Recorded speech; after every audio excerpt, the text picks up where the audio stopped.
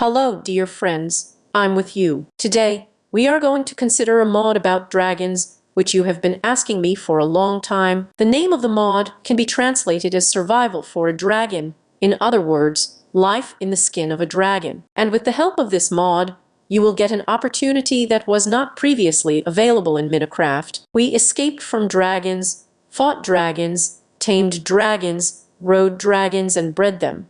But never before this fashion could we become dragons ourselves. The modic is also notable for the fact that it was created by a girl from Russia under the nickname Black Arrays. Actually, there have already been a lot of reviews on it, but to be honest, they gave full horses. And besides, the mod has been updated many times, so you can safely forget everything you've seen before. I want to present you a complete guide that will not lose relevance in the future, since it will no longer be updated for this version of the main. By the way, as always, you will find all the necessary links in the description under the video. But before I tell you about dragons, I want to thank Tank for creating a nice dragon skin for the world. The skin turned out to be just a top. It is made in the same style as my character, in black and pink colors, and it glows very beautifully. I really liked him. Tank, thank you immensely. Well, we will begin to survive in order. First of all, we appear in the game not as dragons, but as ordinary people, and begin to survive as always. To become a dragon, we need to get an ancient dragon bone that looks like this. You can get it in different ways. First of all, it comes across in treasures, in particular sometimes in villages. Secondly, it can be obtained through trading with special NPCs, princes and princesses. We will talk about them separately later. Well, it can also be crafted. This is done from 9 pieces of ancient dragon dust. You can also find the dust itself in treasures, bargain with the same princesses or get it. This dust is extracted randomly when you chop absolutely any ore that gives experience. But here, we have got the bone of an ancient dragon. Now we need to craft the altar. Altars are very different, but they all have the same functionality, and they are crafted according to the same principle. You can right-click on the appropriate block while holding the bone in your hand.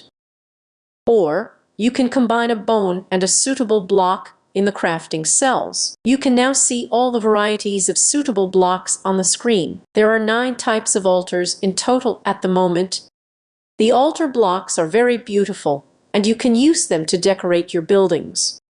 That is why an alternative crafting was made in crafting cells, so that it would be convenient for you to make such blocks in large quantities. But we want to become dragons, and so we right-click into the altar interface.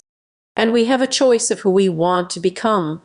At the very end, there is a man. This is in case you get tired of the dragon life at some point in the game, and you want to return everything as it was. Well, here at the beginning, from left to right, there is a choice between a cave dragon, a forest dragon, and a sea dragon. When we hover the mouse cursor over a particular dragon, the appearance and animations of the dragon of this type are visible on the left and right by default. This does not mean that you will necessarily look exactly like that, but more on that in a minute. And now look. There are small icons at the top and bottom of each selection column. If you hover the cursor over them, no matter which upper or lower one, you will see what strengths and weaknesses this type of dragon has, and also, when you click the shift, you will see the full diet of this type of dragon. If you have some other mods installed that add food, then this list will be longer. Because this mod goes very well with many others, especially those that add food or other dragons. In particular, Growth Firms, he is also a mod for non-standard dragons. By the way, if someone has not seen this modic, you can click on the pop-up link and fill in this gap, but we will analyze the features of each dragon in detail later. But first let's find out what we should do with the altar. So let's say we want to become a cave dragon.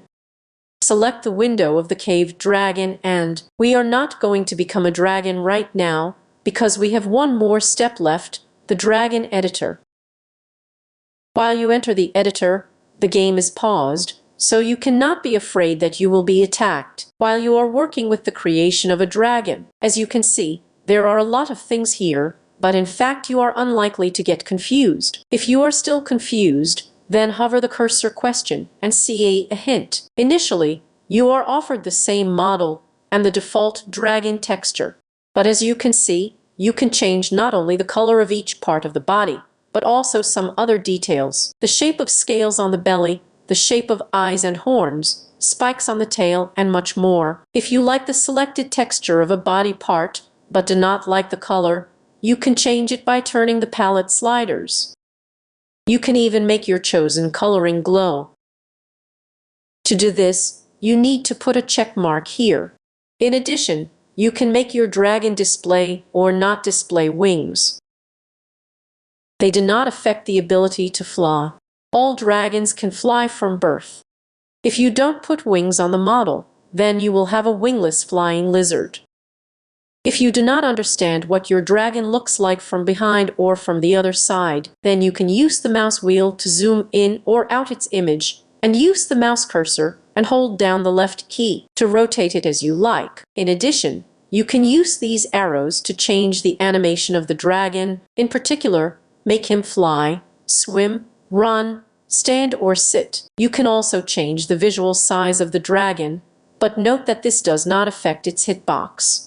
That is, your huge dragon, although it will be visually smaller, will still not fit through the two block doors. And yes, of course, the procedure for selecting the appearance of a dragon should be done for all three stages: a newborn, a young, and an adult dragon. If you have already created a perfect dragon for yourself and do not want its appearance to change somehow with age, then you can copy the settings for other stages by clicking on this icon and ticking the boxes here.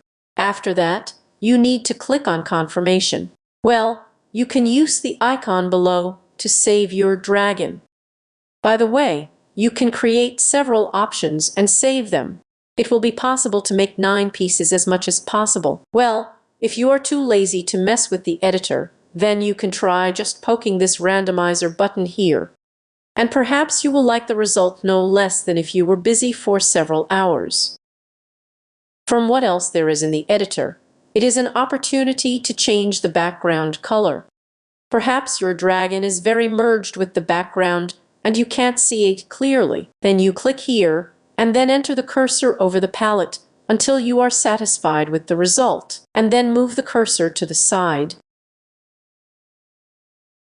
But there are a few more keys here at the top right. This is to take a screenshot, reset the changes, randomizer, and to arrows, cancel the last action, and return the last action. At the end of this whole epic, you need to click on this big Save button. After that, we find ourselves in the world and already in the form of a dragon. If in the future you want to change the appearance of a dragon, or become a human again, then you will not be able to do it without consequences. All the progress of the dragon's growth and skills will be reset, and you will have to start all over again.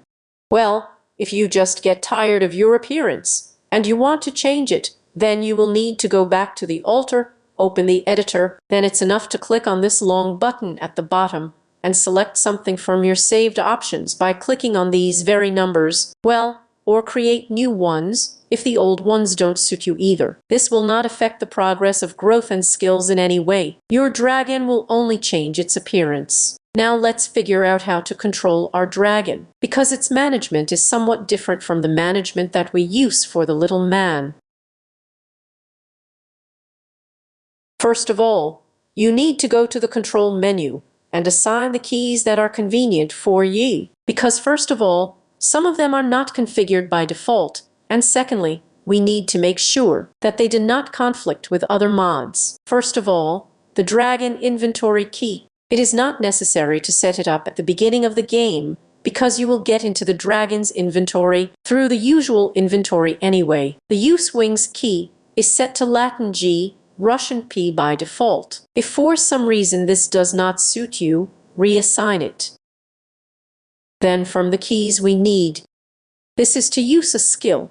We are talking about magic skills that are used quite often and most often in battle.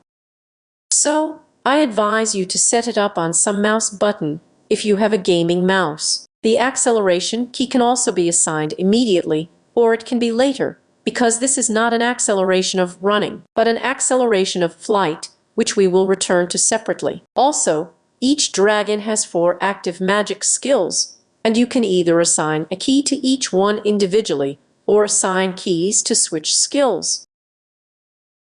You can do both, and it's already to your taste.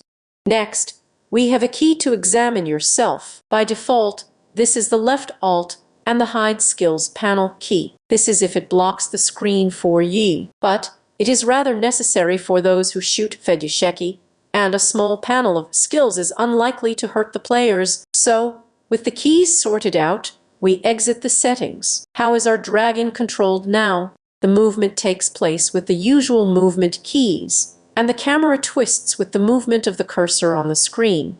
If we lower the camera down, we will see our front paws. If we try to look back, we will only see our elusive tail.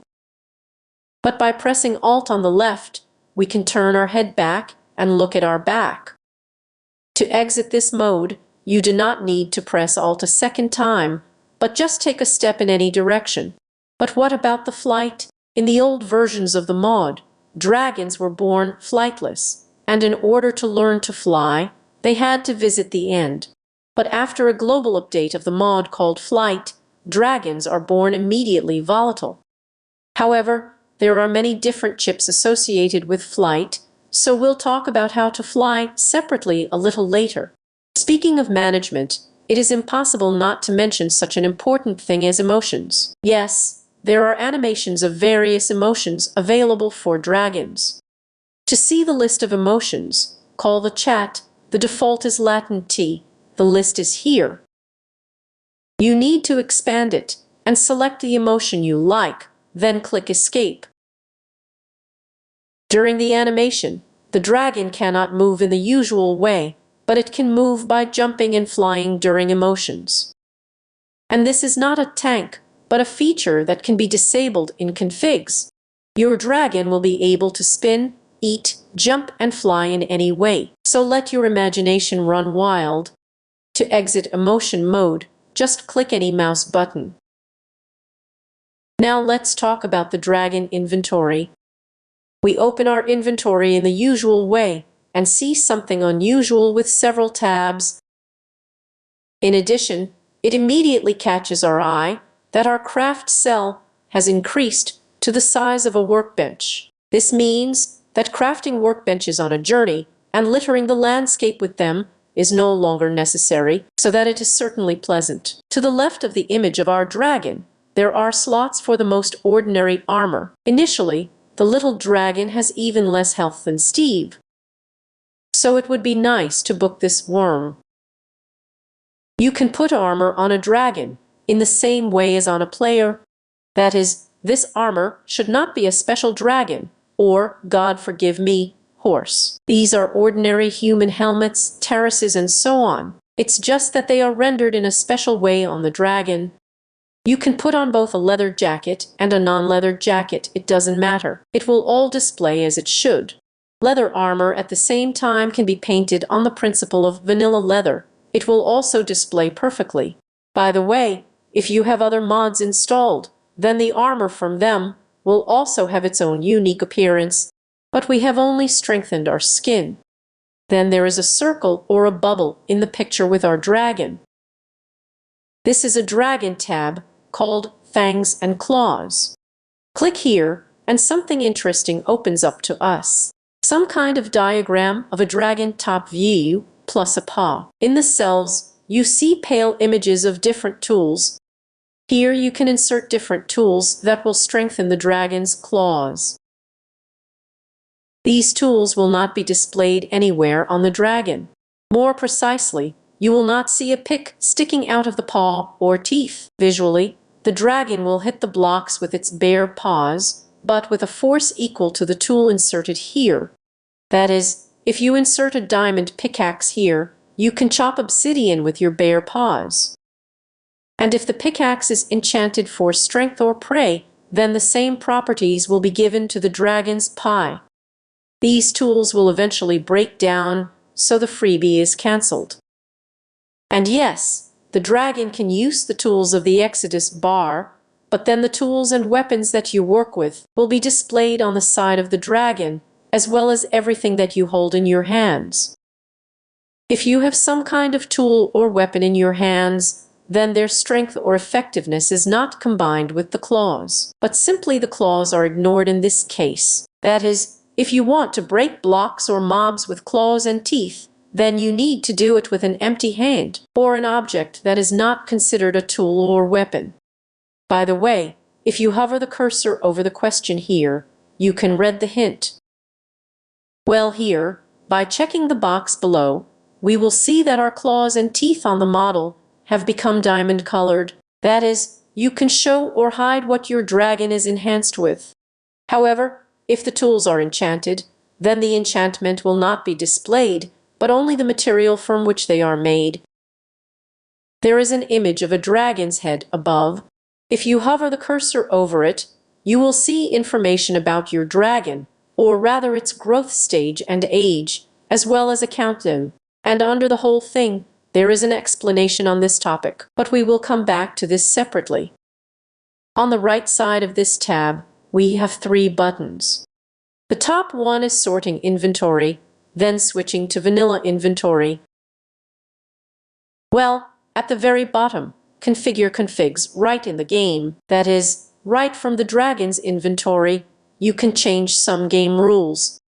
For example, by default, dragons cannot ride on horseback, but as you can see, I have disabled this case, and now I can dissect fields and meadows on a proud steed, being a dragon. All configs are signed here, though in English, but I think you can really score an unfamiliar word in the translator. So, we have reviewed the Dragon Inventory tab, and then we have some more tabs.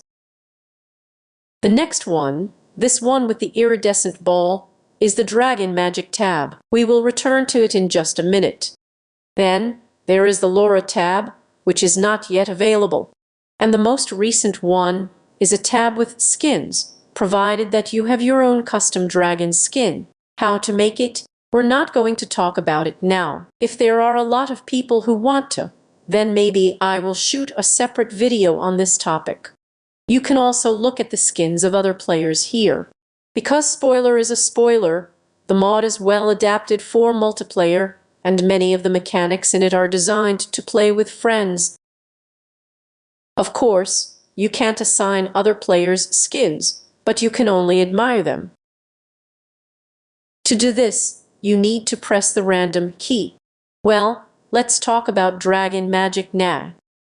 Magic is a special ability of dragons, for which there is a separate tab in the Dragon Inventory. There are 36 dragon skills in total, and all of them are considered magical. Each dragon variety has 4 active skills, 4 passive, and 4 innate. The most important thing to know about magic is the importance of the influence of the number of XP points, that is experience, on the skill level. In particular, the higher the so-called level of your dragon, the stronger its active skills. Note not the stage of growth, but the level.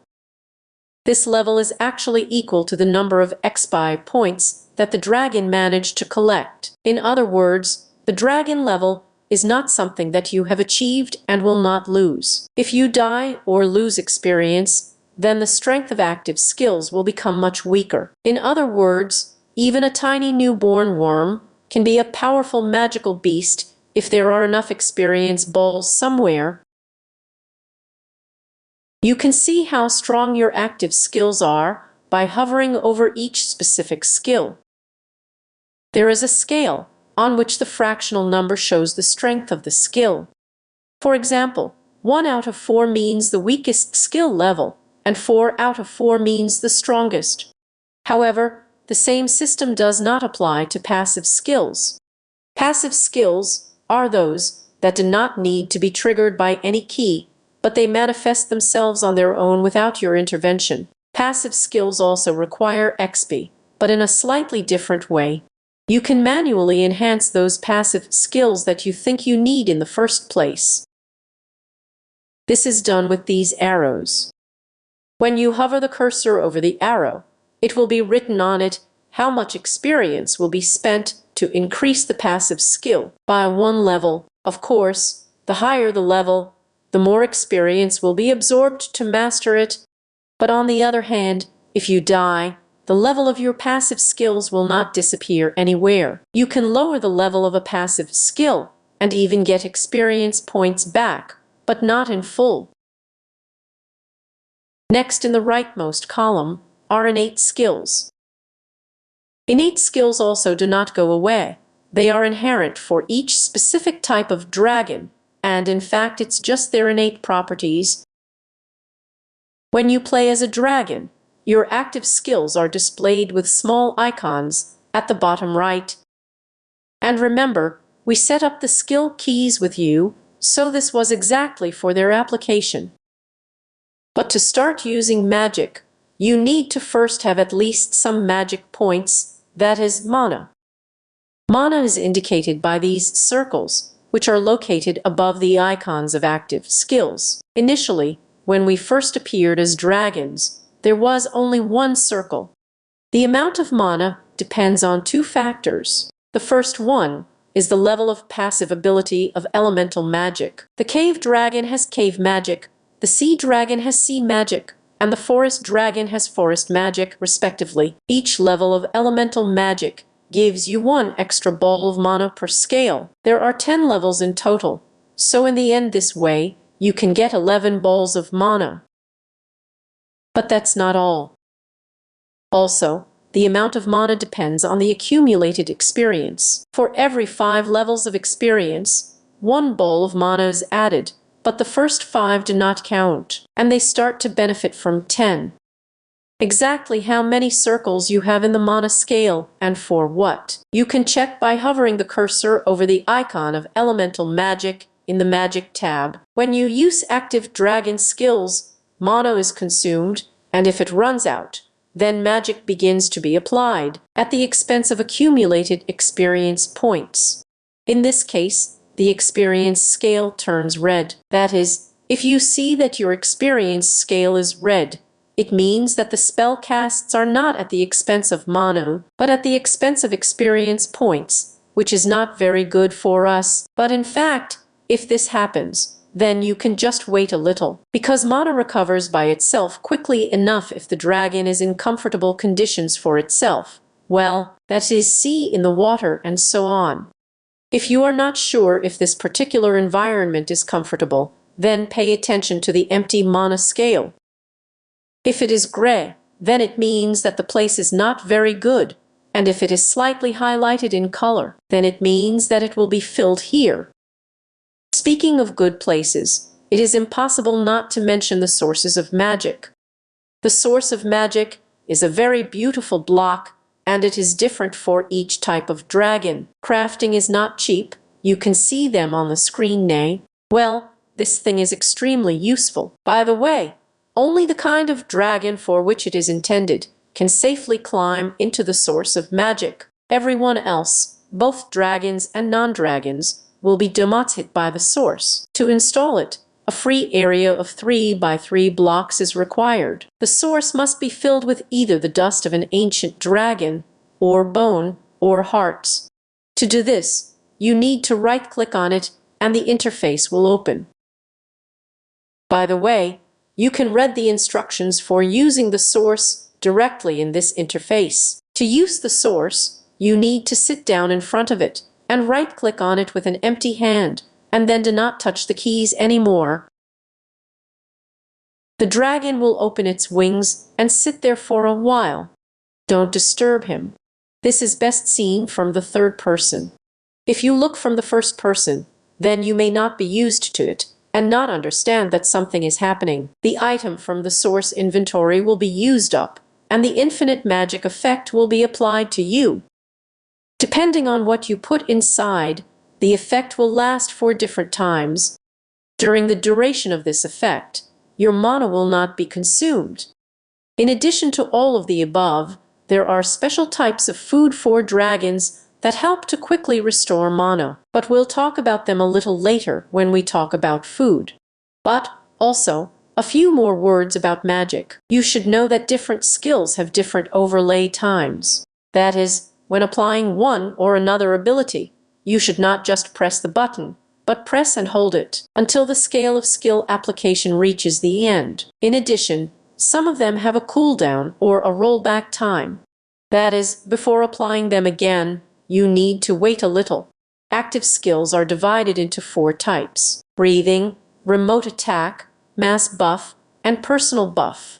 But we will take a closer look at all this when we consider each type of dragon separately. And now let's briefly return to some more general information about dragons, namely, let's talk about their height and age. From the moment the dragon appeared, it grows all the time, and there are 3 ages or 3 stages in total: newborn, young, and adult.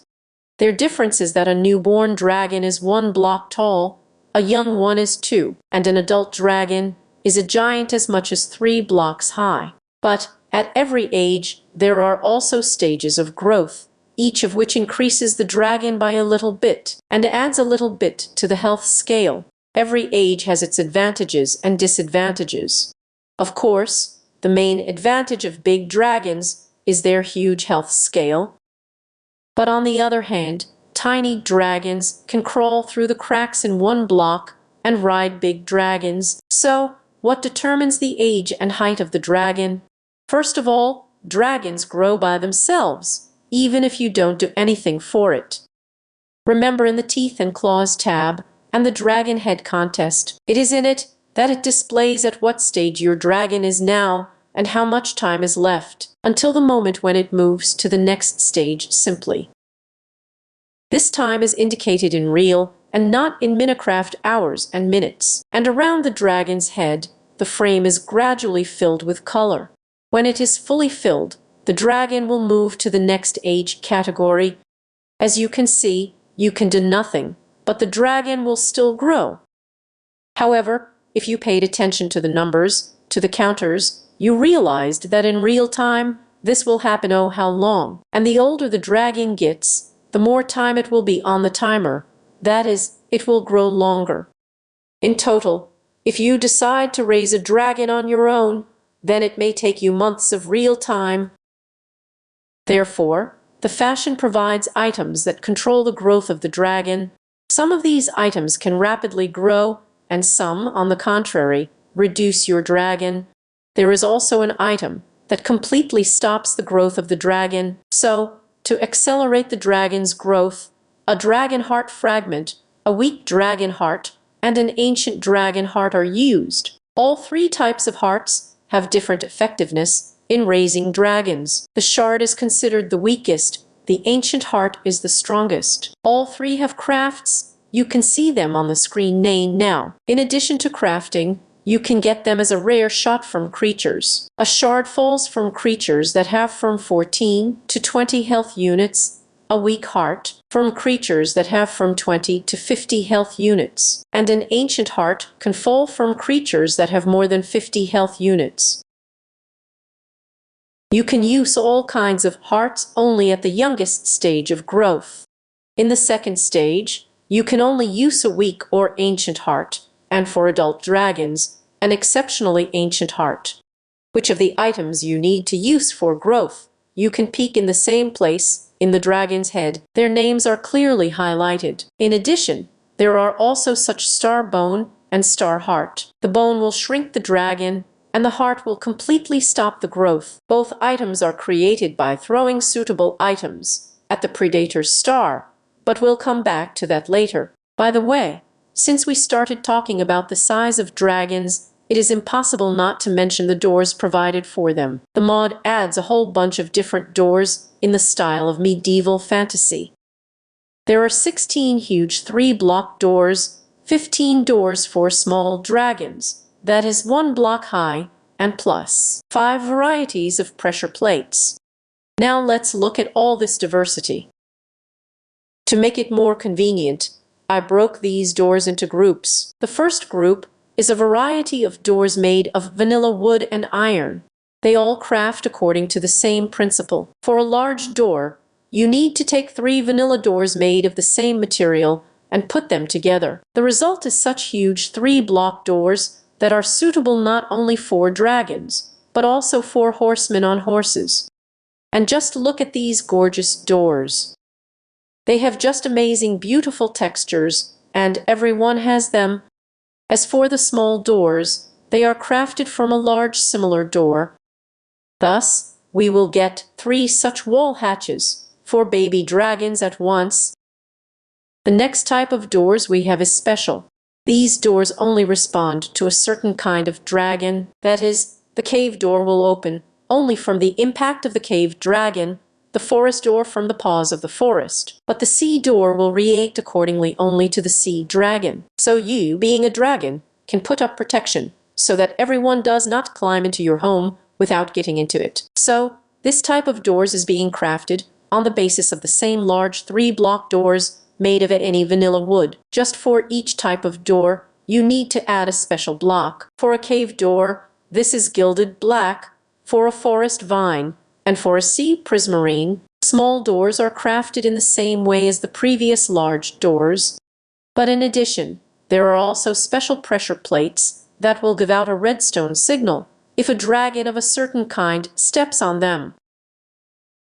So, the cave pressure plate is being crafted from a pressure plate made of polished chernite and dust of an ancient dragon. The forest pressure plate is crafted from any wooden pressure plate and the dust of an ancient dragon, and the sea craft is made of a golden weight plate and dragon dust. The last type of door is a special one. These are doors that do not have vanilla analogs, and they are made just for the joy of us and for more atmospheric. So, the first one is a stone door that contains the texture of a stone brick and a stone brick in crafting. This door is simply necessary for all lovers to build from stone bricks. Then, there is the Skyrim door, which contains a reference to the game Skyrim. It will also fit into the entourage of gloomy stone buildings. And to craft it, you will need to add an iron helmet to any wooden dragon door. And the third door is also a reference to the legendary toy, which I personally, to my shame, did not play. The game is called Gothic, and the door is the door of the sleeper. And for the sleeper, as you may have already guessed, you will have to add a crib to the craft. All small doors of this kind are crafted again from large doors, and to top it all off, there is a legendary door that does not craft in any way, but which is very similar to a spruce door. This door is a reference to the old version of the mod. We can say that this is the very first dragon door that appeared in fashion. And we have 2 more types of selective pressure plates left. One of them is triggered when a person attacks, the second by a dragon of any kind. Both of them are crafted from a stone pressure plate, but for human, you need to use a rack for armor, and for dragon, ancient dragon dust. Well, now let's talk about the respawn and rest point for dragons. Of course, dragons can also use an ordinary bed, but if you have ever played on the old version of the mod, then remember that earlier, when becoming a dragon, we were given nests that increased as the dragon matured. These nests had a very beautiful texture and served as a dragon's crib. Now there are no such nests, but the model of the 3rd level nest is still being used, although for another purpose. But more on that in due time. A new, awesome cool feature has come to replace the sockets. Dragons can now rake up mountains of treasure for themselves, as normal dragons should. The treasure mountain is a kind of status symbol for dragons. The bigger it is, the cooler the dragon. But in addition, the treasure mountain now serves as a place of respawn and rest. A mountain of treasures is being crafted from separate layers of treasures that are stacked on top of each other like snow. They have their own animations and colored particles. The basis for the creation is nazarite scrap, diamonds, emeralds, pieces of gold, and pieces of iron. To get the appropriate kind of treasure, you need to combine these ingredients with the dust of an ancient dragon. The treasure can also be copper, but without side mods for copper, you will have to pull out copper treasures from the creative. The difference in all these treasures is purely decorative. There is no difference in functionality. By the way, for the sake of a pile of treasures, Sea dragons do not need to crawl out on land because the treasures flow very well with water, and there are no air bubbles, as in the old versions. On this pile of treasures, the dragon can respawn, skip the night, and rest. You can't skip the day. The dragon can only rest during the day. Rest gradually, very slowly restores health, as well as mana. The more treasures accumulated, the faster the recovery of health goes. Exactly how many treasures are needed to restore 1 unit of health, and this is a customizable config. And now let's figure out the flight. As I have already mentioned, in the old versions of the mod, dragons initially appeared wingless and could not fly. They got their wings for visiting the Ender Dragon. But after the flight update, the dragons are able to fly right away. Hasn't it become too cheesy, you ask? But not really. Because it is absolutely logical that winged creatures can fly at once. Another question is how well they know how to do it. So the quest has been preserved, and we still have to visit the end. So, what's so special going to happen if we get to Ender the Dragon, or rather the dragon? Since you are now a dragon yourself, no one will attack you right away. Instead, a dialogue with Ender the Dragoness will pop up, who will ask why you have come. You can write her the whole story of your life, and how hard it was for you, or you can just type some unreadable gibberish. There is no difference. The result will be the same, because according to the lore of this world, only one dragon could fly like a real ace at once. Everyone else needs to learn from this very dragon. And so, when we wrote our answer, meaning I want to become cool, we have the ability to accelerate the very acceleration that we have already assigned or not assigned in the control settings. After that, you have 2 options to crash the dragon and finish the game according to the classics of the genre, or leave her alive and just run away and jump off a cliff. Don't forget to open your wings before that. You will smoothly descend into the abyss, and there will be a classic end of Minecraft, after which you will return to the ordinary world as a dragon ace. Now let's look at everything related to wings and flight.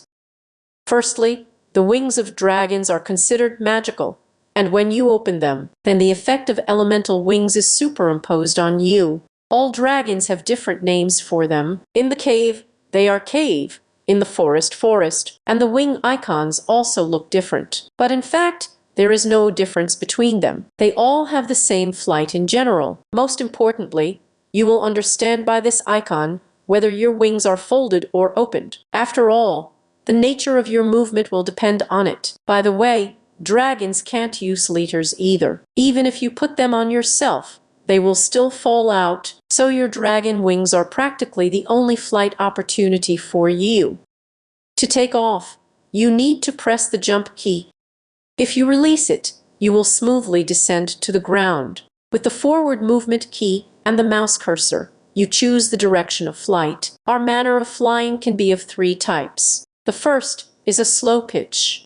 It resembles flying in creative mode, but unlike creative, you will gradually decrease. So you will need to gain height from time to time with the jump key. With such a flight, you will spend an increased amount of hunger bones. Fast flight, a mode that allows you to dive, take off quickly, take off and soar. You need to press the acceleration key, usually it's shift or control, and the forward movement key. This manner of flying is really awesome. It just takes your breath away when you dive in the air like that. But the coolest thing, in my opinion, is the rotation in flight. Rotation in flight is a boost in the air, in water or lava. This speeds up the dragon significantly. To roll over the wing like that, you need to press the same key that you assigned in the mod settings to accelerate. By the way, an attack made with such acceleration causes massive damage to targets that get in your way. This ability has a rollback, which is visible by this dragon in the middle of the screen. So you won't be able to fly and tumble all the time. This somersault through the wing has a little Easter egg. If you give the dragon an enchanted sword in the tab of fangs and claws, then depending on what kind of cup there is, various particles may appear during the somersault. But in order not to spoil the whole fan, I won't tell you which charms which particles cause. I suggest you try it yourself, and then write in the comments how many and what different particles you found. By the way, here's a little more information for your information. If you eat poorly and you spend too many bones of hunger, then you will not be able to open your wings, so never fly on an empty stomach, otherwise you risk falling. And here's another thing, even if your wings are open, still try to land carefully, because even though landing on the wings is far from falling, but if you dive to the ground from a great height at high speed, you can still get damaged, sometimes even incompatible with life. True, the forest dragon is less sensitive to such rough landings. By the way, if you are experiencing a mod in creativity, you do not have to go to N4 acceleration. To do this, we have been given this tool. It is called the gift of acceleration. Just take this thing in your hand and right-click. That's it. Now you know how to spin through the wing. But there's another thing called the gift of flight. It is designed for custom mod packs, or, for example, if someone wants to create some kind of quest and turn off the birth of dragons with wings. Well, now let's talk about one more mechanics related to flying, namely dragon riders. Riders are players and NPCs capable of riding a large dragon. Players can freely climb adult dragons, provided that they follow the rules. NPCs are part of the content planned for the future. So far, the Percy can't ride dragons. How to seat a passenger on a dragon. Your dragon mount must have a maximum health size of 20 hearts. To seat a passenger, he must sit down. Passengers can be a person, or a small dragon, or rather a newborn. He has to right-click on the big dragon, just like when you get on a horse. You can get off a dragon the same way you get off a horse. Of course, it will not work to control the dragon mount, because it is another player, and he decides where to fly, but the rider can use objects, including weapons, during the flight. Dragon mount can't drop off a passenger, but it can kill him. If suddenly you can't get on your friend, then most likely it's just a tank. It appeared after an editorial update, due to the shift of hitboxes, and it will be fixed over time. In the meantime, if riding is extremely important to you, then use older versions of the mod, those that came out before the editorial update. And now it's time to talk about the dragons themselves, and each of their varieties separately. To begin with, all dragons have one common problem: peaceful animals run away from them. That is, in a sense, food. In addition, they cannot hold in their paws, and somehow use shields, bows, and crossbows, including similar things from other mods. By the way, you can determine exactly what dragons can or cannot use through the configs. And now, let's take a closer look at the cave dragons. They naturally possess fire magic and resistance to fire. Cave dragons don't just burn in fire, they can swim in lava. However, keep in mind that this swimming is somewhat akin to how an ordinary player dives underwater. In other words, diving under the surface of the lava. The dragon can stay there for a certain time, after which it needs to float to the surface to breathe. The duration of being under the lava surface is determined by almost the same scale as when you are underwater, only it has a different color. Speaking of water, since the nature of cave dragons is fiery, water and everything connected with it is their weak point. Cave dragons are very afraid of water. In particular, stepping into any puddle, they will receive damage due to cooling, and particles of white steam will come from them. Also, damage will be caused to the cave dragon by being in the rain, snowfall, being on snow or ice blocks, as well as being hit by snowballs or drinking liquids, in particular milk and greens. All of these conditions deal different amounts of damage, and partly, the harmful effects of water can be reduced by pumping a passive ability called a contrast shower. Having pumped this ability to the maximum, you will be able to hold out for 150 seconds without damage from rain, snowfall, and being on cold blocks. In this case, you will have a scale that will tell you how much longer you can hold out without risking your health. The contrast shower ability, however, will not help you if you dive into the water, if you are beaten with snowballs, or if you drink a potion. But lovers of swimming do not rush to get upset at all. After all, there is a way to bathe a cave dragon without it dying in the water. To do this, you need to get an effect called cave fire. This effect is imposed either by a special food called charged soup or by a cave beacon of fire. We will talk about both separately. When the cave fire effect is applied to you, you can safely swim in the water and even dive. Cave dragons have an innate skill called pickaxe claws.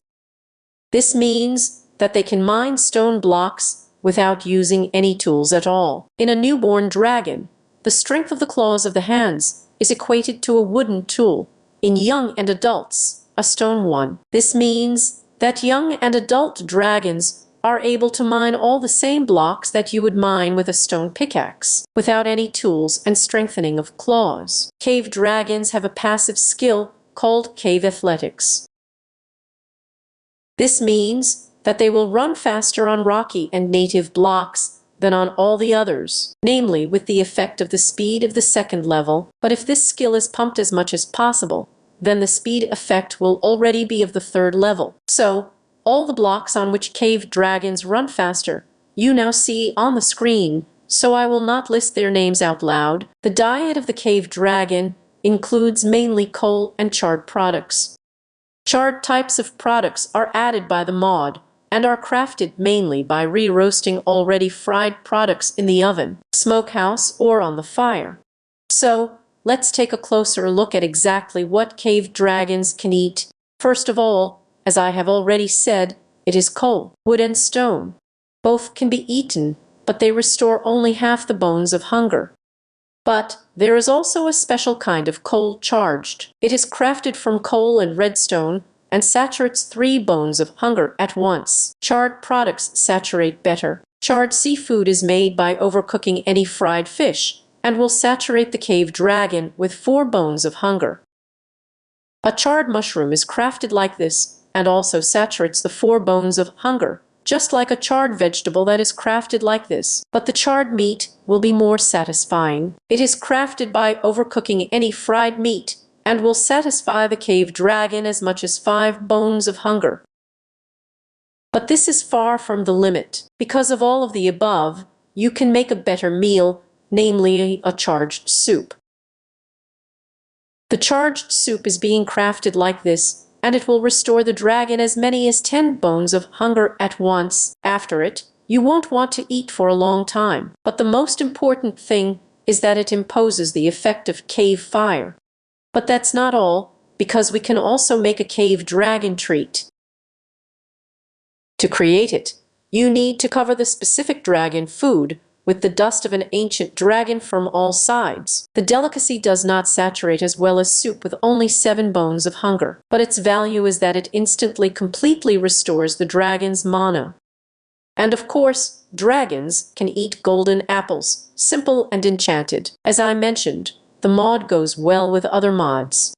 Therefore, if you have other mods installed that contain some products or items suitable for dragons, then crafting can be added, and the list of products in the diet will increase significantly. Therefore, my advice to you is to be sure to install auxiliary mods so as not to get confused in crafting and satisfying products. By the way, for dragons, it is marked separately which food is edible for them and how much it gives your dragon. We've covered most of the features of cave dragons, including some of their abilities. Let's now take a look at their active magic skills. The first of them is the Breath of Hell, or Nether. Nether's breath is an elemental breath and is a jet of fire that sets enemies on fire, something like napalm. It creates an area on the surface with the effect of Gorenge. The area of distribution depends on the age of the dragon. This breath destroys some blocks, in particular wood and foliage. This skill cannot be used underwater or in the rain. It will automatically upgrade at levels 10, 30, and 50. That is, when you accumulate the appropriate amount of experience points. With such an upgrade, the damage caused increases. A fireball is a long-range attack. She throws a fireball that explodes and sets fire to the site. Be careful when using this attack, because cave dragons, although they are not afraid of fire, nevertheless they are not explosion resistant. Therefore, you risk undermining yourself if you aim incorrectly. This attack will be upgraded automatically at levels 20, 30, and 40, and the upgrade increases the damage done. A durable hide is a massive buff. Gives a temporary armor effect to all nearby creatures. The effect does not add up. That is, if you use this ability several times in a row, the buff imposed on creatures does not become stronger. This ability cannot be used during flight. That is, you must first apply a buff, and only then take off. Automatic upgrade occurs at the 15th and 35th levels, and increases the superimposed armor effect. Lava Vision. A personal buff makes lava transparent for a while. The effect is not cumulative, and cannot be used during the flight. The effect is reset to 0 when damage is received. Automatic upgrade takes place at the 25th level, and this will increase the duration of the effect. I have already told you about the passive skills of cave dragons. In particular, this includes contrast showers and cave athletics. But it's also worth mentioning the elemental magic called cave magic.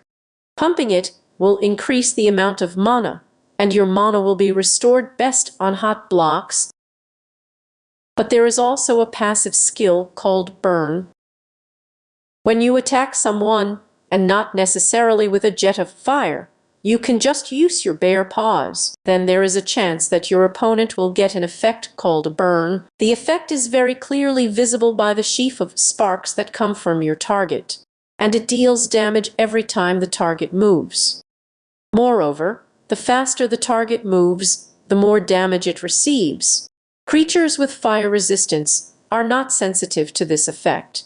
Let's move on to the forest dragons. Forest dragons have poisonous magic, and can eat some types of food that is poisonous to all other creatures, such as spider eyes or poisonous potatoes. However, it cannot be said that they are 100% insensitive to poisoning. Under certain conditions, a forest dragon can be poisoned, in particular from a poisoning potion. But the biggest weakness of forest dragons is darkness, especially the darkness of caves. As soon as the dragon is in the dark, namely at a lighting level below 3, he has a scale with the image of the suns. As soon as this scale ends, a debuff called stress will be imposed on him, and as a result, he begins to spend the hunger scale intensively. In short, he will have to eat stress hard. If stress does not get stuck, and does not get rid of it in any way, for example, by putting a torch, then sooner or later, the hunger scale is spent to 0, and the hearts of life will already begin to be spent, until there is half a heart left. Even if you get out to a lighted place, the stress will affect you for some time.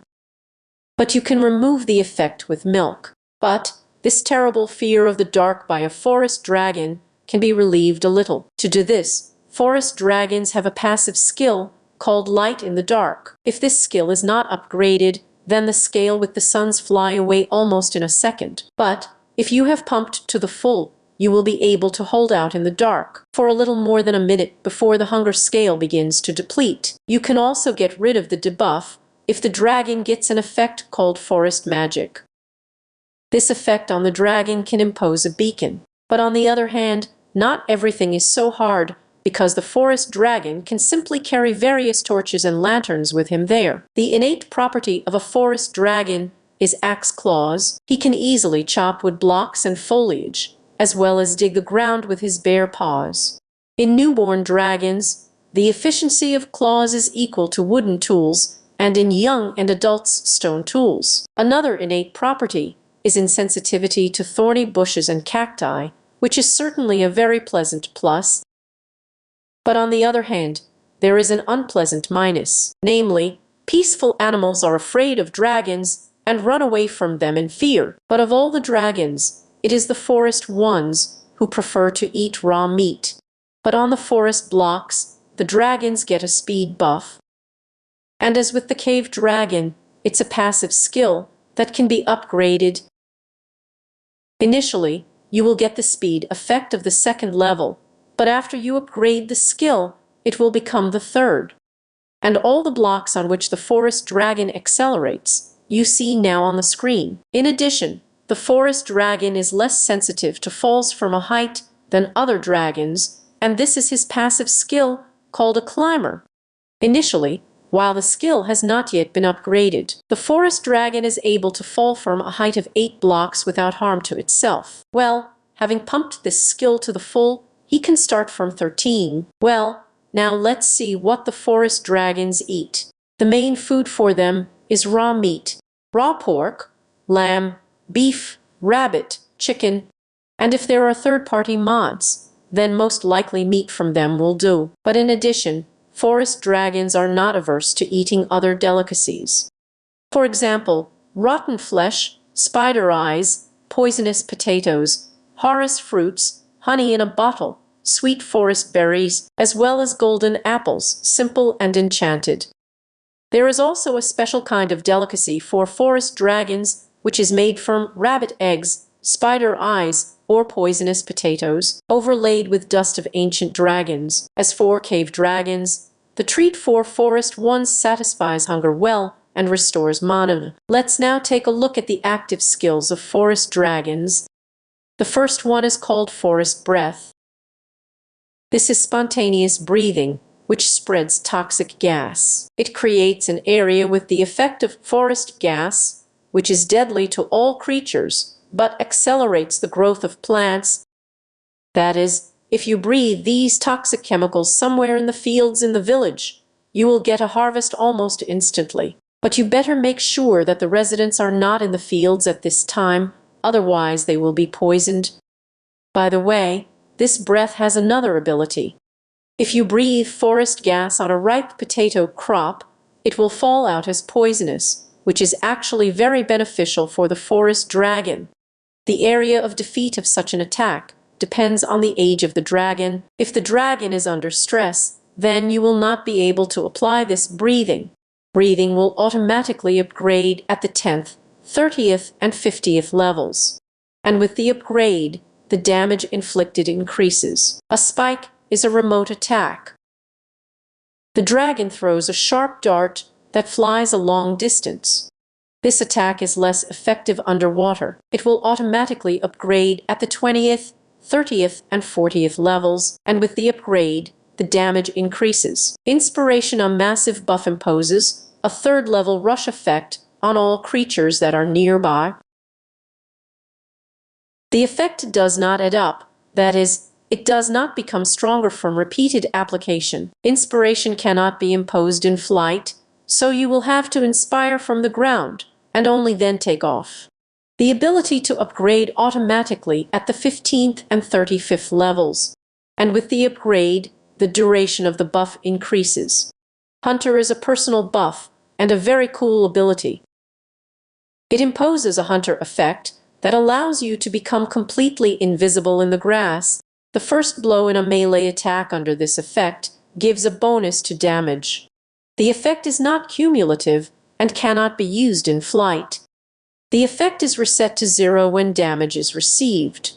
It is automatically upgraded at the 25th level, and with the upgrade, the duration of the effect and the damage inflicted increases. So we have reviewed all the abilities of the forest dragon. Perhaps it is worth mentioning that the paper items are restored when the dragon is in a comfortable environment, namely under direct sunlight and on the grass. Well, now we turn to the sea dragon. The sea dragon is beautiful in its own way, because its element of habitat is water, and the magic of electricity. In this regard, he certainly has his strengths and weaknesses. First of all, sea dragons have absolute immunity to lightning. In addition, they can stay underwater for as long as they want. So if you love diving and love to explore the depths of the sea, then the sea dragon is your everything. On the other hand, you will have problems on land. Because it is on land that you will have a drying scale that looks like a row of droplets. So you can't stay on land for a long time without control. And sooner or later, you will need to dive into the water or climb on some wet block, for example, ice or snow. It will be especially difficult for you in the cave, where it is impossible to create water sources. When your scale of droplets reaches the end, you will begin to dry out, and you will have a drying scale in the form of black droplets.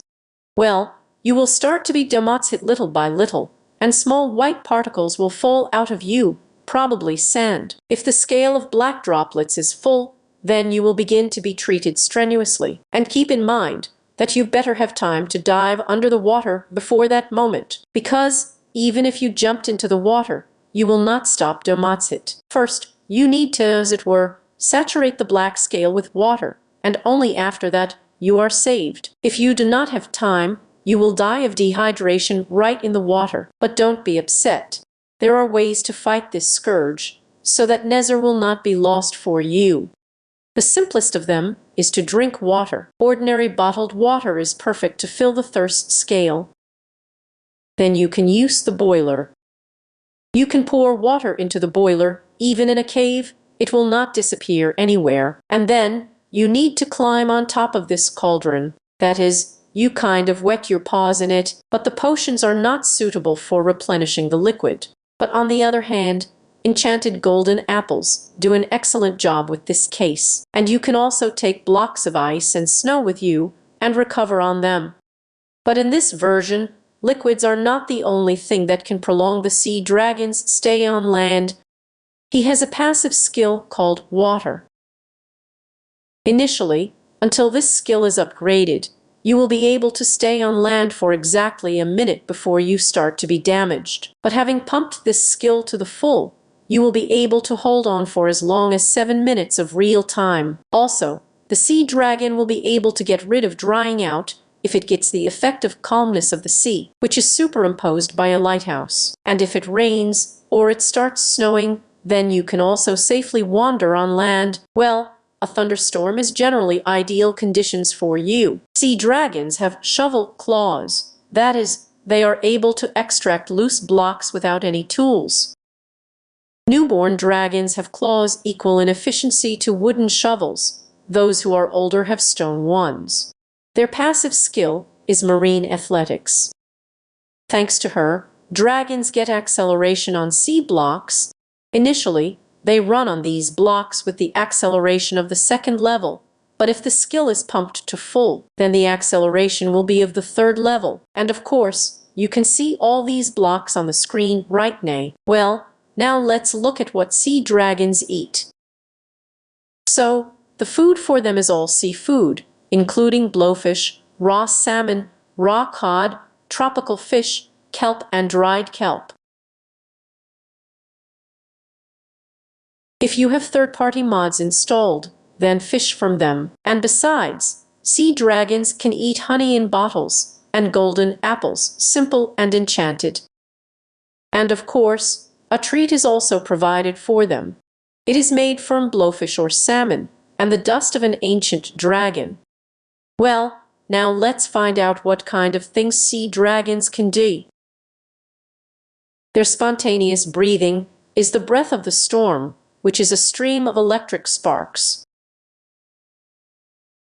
The targets become electrified, that is, they get a charged effect and cause electric shocks to each other. The more targets are affected, the more damage they will receive. The range of impact depends on the age of the dragon. This attack makes creepers charged, so it is the sea dragons that are easiest to hunt for heads. During a thunderstorm, the breath of the storm calls for lightning strikes and thunderclaps. It will be upgraded automatically at the 10th, 30th, and 50th levels, and the upgrade increases the damage that the target receives. Ball lightning is a long-range attack. She throws a fireball, strikes damage, and electrifies enemies. Deals damage immediately to the area and electrifies opponents. During rain and thunderstorms, ordinary lightning can additionally be called upon, automatically upgraded at the 20th, 30th, and 40th level, and with the upgrade, the damage increases. Sole disclosure, a massive buff temporarily increases the amount of experience gained for monsters. It has a limit of the maximum amount of experience that you can get at a time. The effect does not add up, and this skill cannot be used in flight.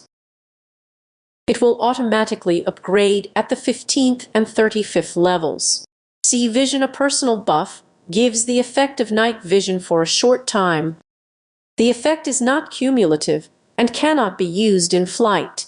The effect will be lost if the dragon gets damaged. It is automatically upgraded at the 25th level, and the duration of the effect increases with the upgrade. I have listed in general all the abilities of sea dragons, but there is one passive one left, which is also worth telling about. It is called a spectral shock. This ability gives you a chance that your attack will ignore the enemy's armor. When this ability is pumped to the full, then this chance is 45%. That is, in almost one case out of two, the armor worn on your opponent will not make any difference. I have told you about all the features of each type of dragon, all their magical abilities, and what they eat. But I would like to add a few more words about nutrition, namely, what happens if some dragon eats food that is not suitable for him? In short, nothing good. The effect will be about the same as if an ordinary player ate, say, rotten.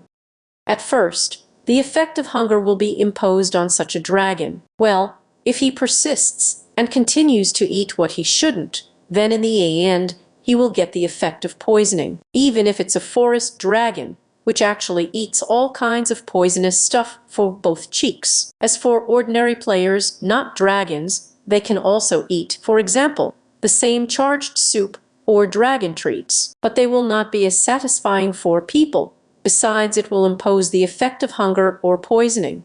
And the cave fire effect, which allows the cave dragon to withstand water for longer, is absolutely useless for a person. Well, now I want to tell you about one useful block that can improve the dragon's dwelling. And it can also be useful on a hike.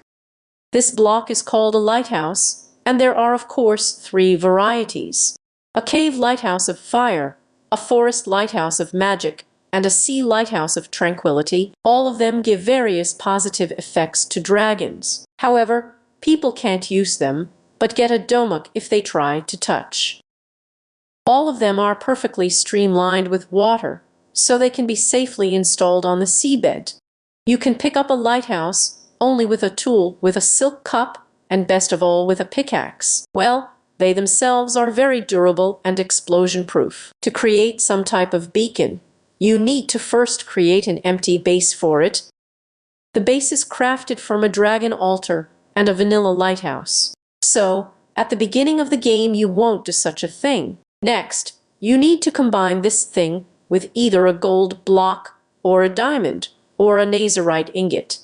If you combine it with gold, you will get a sea lighthouse, if with a diamond block, then a forest one, and with a nazarite ingot, respectively, a cave one. Then, this beacon can be used in 2 ways. The first one is that you set it on the ground and right-click on it. 60 balls of experience will be taken away from you, and you will get your effect for 20 minutes. If you don't have enough experience, then get 1 damage unit. Please note that the beacon effect does not add up, so you will not be able to buy an effect for an hour at once. The second way to use the beacon is to create an area that will be affected by the effects. To do this, you need a special block. It is called the Dragon's Memory for Lighthouses, and is crafted in this way with the help of a bottle of experience. You need to install this block and put either a special lighthouse or an empty lighthouse base on top of it, and then stick the resource that is needed to create a special lighthouse into it. If you did everything right, then the lighthouse will shine, and particles will go from it, and all the dragons that will be in its zone of action will receive positive effects, and it has a range of 50 blocks. The duration of the action is 10 seconds, but as long as you are in the beacon area, the effects do not disappear. The timer will start as soon as you leave the beacon area. At the same time, you can still approach the lighthouse and by effects from it for experience, the type of lighthouse can be changed. To do this, you need to remove a special beacon and transform it into an empty base in the craft cells. Then, you can connect it to another resource. The resource that you used for crafting initially, you will lose. Now let's see what each type of beacon gives the dragons. See Lighthouse Tranquility. It imposes the effects of peace and tranquility of the sea high. The calmness of the sea removes the debuff of being on land with sea dragons. That is, next to such a lighthouse, they are not afraid of drying out. They won't even have a scale with droplets, as if they are in water. Pacification calms the animals next to the dragon, but if you hit them, they will still run away. A Forest Beacon of Magic. Forest magic and anti-predator effects apply. Forest magic allows forest dragons to cope with their fear of the dark. Under the influence of this effect, stress will not be imposed. An anti-predator is an effect that prevents the spas of magical predators hunting the player. Cave Lighthouse of Fire. It applies the effects of cave fire and strong scales. Cave fire removes water debuff from the cave dragon, and strong scales impose additional armor. By default, this armor will be added to you for 1.5 shirts, but in the configs, you can tweak this case as you like. It's time to talk about the mobs that the mod adds. Because in addition to the massive unique mechanics, the mod also adds mobs, about which it is impossible not to tell. The first in this list are the very first mobs that appeared in fashion, and they are called magical predators. Here, I have to warn you that developers don't like them, and they will be in the future, and I quote the words of the developer, redone from scratch. But they are both raking, and at the moment, and very important mechanics are connected with them, so I'm going to talk about how they work at the moment. Magical predators are called into this world to absorb the experience gained by dragons. They spawn at the moment exclusively in the enter. Where they do not appear, they will chase the player to the end.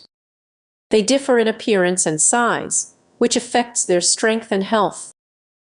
But in general, they all look like the skeleton of a dog, and there is some mysterious thing visible in their chest that apparently controls them. This thing is called a magic star. And if you kill a predator, it will remain in its place. It is impossible to run and urgently collect it in any case, because the magic star destroys all living things that touch it. Even with a default tool, it cannot be assembled, so in most cases, it is better to try to destroy this very star. And there is only one way to destroy it. It is necessary to sacrifice someone, or rather, it is necessary to make someone touch this star or stumble upon it. You can sacrifice yourself, but it's not very useful for a dragon who is always collecting experience, or you can drive or lure some mob to her. The option to tighten on a rope is almost impossible at the moment, since it happens to Wendy, and there are only ender creatures plus magical predators. In short, you can try to put some endermen in a trolley or a boat and somehow push. If you are in multiplayer, you can also chat someone from other players to touch a beautiful star. As a result, he will die, and the star will disappear. However, there is a risk that a new magical predator will appear instead. In addition to all sorts of mobs and players, you can try to lure the most magical predator to this star. But keep in mind that predators are the only ones who do not die from the star instantly. They light up with a shower of sparks, and of course, they will get tired. But there is a risk that they will survive, and we certainly need a victim. But these very stars can not only pose a threat, but also bring some benefit. In particular, with the help of them, you can craft two extremely useful items, a star bone and a star heart. To do this, you need to throw either an ancient dragon bone or any dragon heart into the star. You need to pick up items with extreme caution. The star bone reduces the dragon's growth, and the star heart stops it completely. But I've already talked about this. There is a parameter in the configs, by changing which you can get magic stars, but only exclusively with a hoe enchanted with silk. Be careful with this config, because the magic star is a terrible weapon that kills the strongest bosses in one touch, so you risk ruining the whole fan of the game. But magical predators are far from the only mobs in this fashion. Because, in a world where dragons live, there just have to be princesses and princes, and they imagine are. The royal offspring always appear with a retinue of several knights accompanying them. Both princes and princesses can have different colors of clothes and horses, and these horses are always in gold armor, and the guards have shields painted in the color of the clothes of the master or mistress. The main thing they do is sell all sorts of nice things for dragons, in particular bottles with experience, at the same time, sometimes for things that we don't really need. In particular, the princesses have their favorite color, and, accordingly, they love flowers of this color. Usually these are flowers that match the color of the dress. And they also like gold, diamonds, diamonds. And sometimes they also take dragon dust. They will give you pieces of gold for flowers, for gold bars and dragon dust bottles of experience, and for gold bars, diamonds, dragon dust. Princesses sit on a horse like a lady, that is, sideways. If you kill a horse under the princess, then she will run on foot. If you kill the princess, she will drop her favorite flower. The princess will never try to hit you back, but the scroll will certainly rush to protect her. Over time, both princes and princesses will disappear. Well, now let's take a look at the princes out of the corner of our eyes. Princes, unlike princesses, first try to show us their brutal masculine nature, and by exclusively iron swords. But after a little trading with them with swords, we see their other princely essence. And at the second level of trade, they are ready to pour us bottles of experience for flowers. Note that the princesses at this level have already demanded gold and dragon dust. Well, at the third level of trade, the princes will sell us dragon dust for gold bars and nuggets. Unlike princesses, princes can fight back if you try to attack them, and they will fight with a golden sword. The princes have 20 health units and 6 armor units. Both princes and princesses are initially neutral to the dragon, unless, of course, there is no evil dragon effect on it. The evil dragon is actually your dragon reputation. If a dragon kills, for example, a villager or a prince, then he has a chance to get something from their trade items, and a lot of experience, but in addition, such an effect will be superimposed on it. He is represented by a red icon with a dragon's head. What's wrong with that? Residents will not want to trade with you and will run away in fear. And yet, while the effect is imposed on you, they can randomly summon hunters who will try to kill you. The closer you are to the village, the higher the chance of such a call. But we'll talk about hunters a little later. The first murder will be considered an accident and will be quickly forgotten by you. If you continue to kill, then the reputation of the killer will be fixed for you for a very long time. The first 10 kills will be shown as effect levels, and then just as an evil dragon with an infinite counter.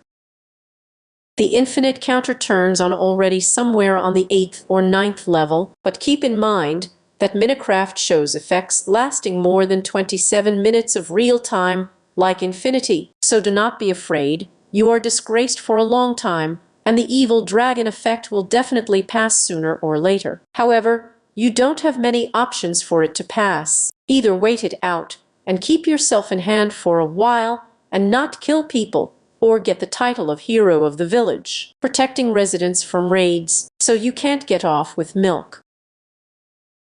So, remember, you can get a reputation as an evil dragon if you attack and kill residents, wandering merchants, princes, princesses, dragon hunters, hunter warriors, knights, as well as their hounds. You can kill the rest, you won't get anything for it. But if you don't have enough of these mobs, then you can dig into the configs. Well, now let's talk about the light that protects the royal offspring. It's always a few knights. If they have to fight, the knights inflict a very significant damage to the dragons. They ride fleet-footed horses in iron armor. But it's not only in the light of princes and princesses that you can encounter knights. If you have annoyed the inhabitants with your robberies on the villages, then the called-up team of liquidators will be led by just the same knights. They will be followed by hunters and hounds. Knights and their brigade will attack not only evil dragons, but also players with the effect of a bad omen. Knights do not kill ordinary players, but if an ordinary player kills a knight, then a bad omen effect will be imposed on him for 5 minutes. Knights sometimes hold a shield with a randomly generated pattern in their hand, and can use this shield to block blows. Knight stats: armor 10 units, health 40, and attack 8. If you kill a knight, then his helmet, some part of the iron set of armor, emeralds, pieces of gold and iron, as well as a shield with a pattern, if he had won it all, can drop out of it. A knight's helmet is purely a trophy. You can decorate your interior with it. This helmet comes in 3 colors: gray, black, and gold. Dragon Hunter Warrior. This is an ordinary soldier in leather armor, with an iron sword in his hand, follows the knight when there is a raid on dragons. It also attacks players with a bad omen. His stats are armor 2 units, health 24 units, attack 6. When killed, the remnants of leather armor and a few pieces of gold or iron can drop from it. Dragon Hunter is a crossbowman from the Dragon Elimination Brigade. He's got some shitty stats. Health is 10 units, there is no armor at all, and the attack is 5 units. But it is he who can cause a lot of trouble to the dragon, because every 30 seconds it can throw a voice that will immobilize the dragon for 20 seconds, or more precisely, it imposes a fetter effect. No creatures under this effect can move, jump, fly, or use items for 20 seconds. But you can still bite if you reach someone. To remove the effect with milk will not work. You will have to wait it out. The rest of the time, when he's not throwing a voice, the hunter is shooting at you with a crossbow, which is very unpleasant, because he can get you in the air. Well, needless to say, players with a bad omen will not be well either. Upon death, he can drop the remains of a leather set of armor, a few arrows, a crossbow, and a few pieces of gold or iron. Knight's Hound. A knight's hound is a type of wolf that follows a knight. And it's not worth joking with her, and although at first glance it may seem that it does not pose a significant threat to the dragon, she has no armor, only 8 health units, attack 2. But when it attacks, it imposes a slowness effect. Moreover, with a repeated bite, the effect will increase. And if we consider that the dog is not alone, but together with all these knights, crossbowmen, hunters, and so on, then the severity of the consequences should not be underestimated. As you have already noticed, these dogs are just breathtakingly cool. And surely someone is already thinking about how to get one. But break off, only knights have such dogs, and you can't lure them away from their former owners with bones. I have told you absolutely about all the mechanics available in fashion, and you know, for the version of Lane 1.16.5, they will not change anymore, at least on the Forge version of the mod.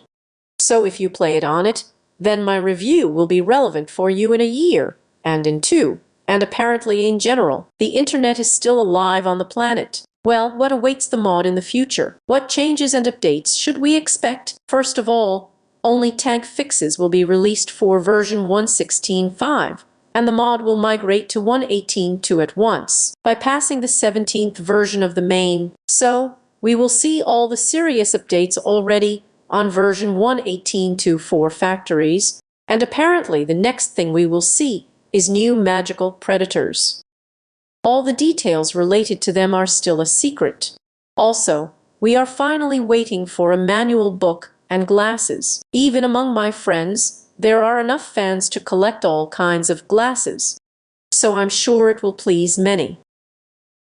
Changes over time may affect the Ender Dragon, Dragon Riders, body configurations. Souls and bosses can be added, new abilities for dragons, and a dragon trader. In general, the fashion developer puts all her strength and all her soul into her creation. This is not an easy task, since she herself is an artist and is not strong in programming. And in the current conditions, she also lost support from the Patreon, from which she used all the funds for the development of fashion. So if any of you, dear friends, can help with the development of fashion, first of all with programming, then do not pass by and support this wonderful, truly unique project. Well, now, I want to add a few more words about fashion. I was just stunned when I heard from the developer that at the very beginning of the mod's birth, he and the community that arose around him were subjected to very arrogant criticism and ridicule. The guys were literally called furry lovers for the fact that they liked to survive for dragons. Well, what can I say to that? A few years ago, one of the most popular trends in the mine was the life of a homeless person and the survival of cats and dogs, putting on different skins, be it slugs, smoking with horses, and there's a whole list more, and it's still a feature on many servers. I'm not talking about mini games. There are very cool games on the same subject, loved by many.